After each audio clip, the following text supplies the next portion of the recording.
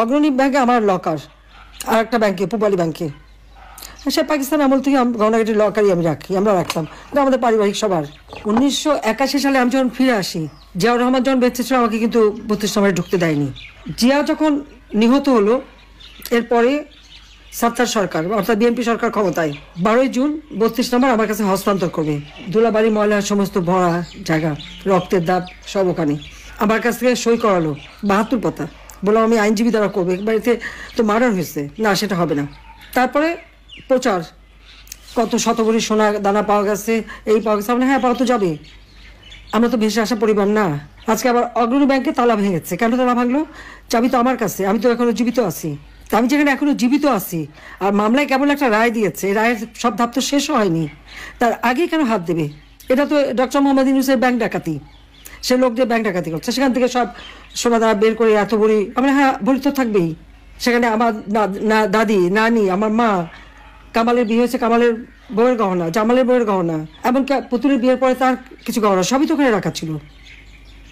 আমাদের তো ছিল গহনা, আমরা তো অস্বীকার করি না, কিন্তু লকার ভেঙে সেগুলো বের করে এখন দেখানো, মানে তাদের কথা ভাবখানার জন্য প্রধানমন্ত্রী হওয়ার পরে আমি সব ওখানে রেখেছি।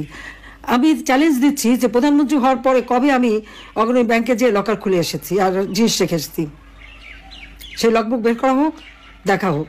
আমার তো মনে পড়ে না যে আমি 96 সালে প্রধানমন্ত্রী হয়েছে প্রথম, সেই 96 সাল থেকে এ পর্যন্ত কোনোদিন অগ্রণী ব্যাংকে আমি যাইও নি, লকারও খুলিনি, কারণ এগুলি পারিবারিকভাবে যা ছিল সব আমি রেখে দিয়েছিলাম ওইভাবেই। আমার 2টা লকার ওখানে রাখা আছে, সেখানে যে জিনিসগুলি এই যারা আমার বাবাকে হত্যার পর এই বাড়ির সমস্ত জিনিস একটা তারা একটা ইনভেন্টরি লিস্ট তৈরি করে, ওই লিস্টে যেগুলি তারা ভ্যালুয়েবল জিনিস মনে করেছে সেগুলি সব সিল করে বাক্স আমাকে দিয়ে দিয়েছিল। তা আমি সে কোথায় যাবো, বাড়ি নাই, ঘর নাই, তো কিচ্ছু নাই থাকার। আমি লকার ভাড়া নিই, সেই লকারে যে সব কিছু ওইভাবেই রেখে আসি। তারা আমাদের ঘর বাড়ি যা ছিল সব তো লুটপাট করে নিয়েছি। 32 নম্বর বাড়িতে আমরা জনগণকে দান করে দিয়েছিলাম, সেটা প্রথমে আগুন দিল, তারপরে লুট করে ভাঙলো বুলডোজার দিয়ে। অজয় সাহেবের একটা বাসা সুধা সদন, সেটাও লুট করলো, সেখানে আমাদের হ্যাঁ সেখানে আমার অনেক গহনাগাটি ছিল, আমাদের সবারই ছিল, সেগুলো লুটপাট, কাগজপত্র যা কিছু ছিল সব শেষ। তারপরে আগুনও দিল। গণভবন সব তো আমরা সব ফেলে দিয়েই তো চলে এসেছি, তো সেই গহনাগাটিগুলি দেখায় না কেন? সেগুলি কার পকেটে গেল? শুনছিলাম যে ইউনূস সাহেবের বড় মেয়ে নাকি এসেছিল, অনেক নাকি হীরার গহনা নিয়ে গেছে, তাহলে কি এগুলি আমাদেরগুলি নিয়ে গেল নাকি? ইউনূস তো নিজেও ঢুকেছিল ওই বাড়িতে সবাই মিলে, সেটা আমার প্রশ্ন। কিন্তু একটা লকার ভাঙতে গেলে, যে এখানে আমি এখনো জীবিত, চাবি আমার কাছে, পারমিশন ছাড়া এই লকারটা ভাঙে কিভাবে? আমাদের পারিবারিক একটা ঐতিহ্য আছে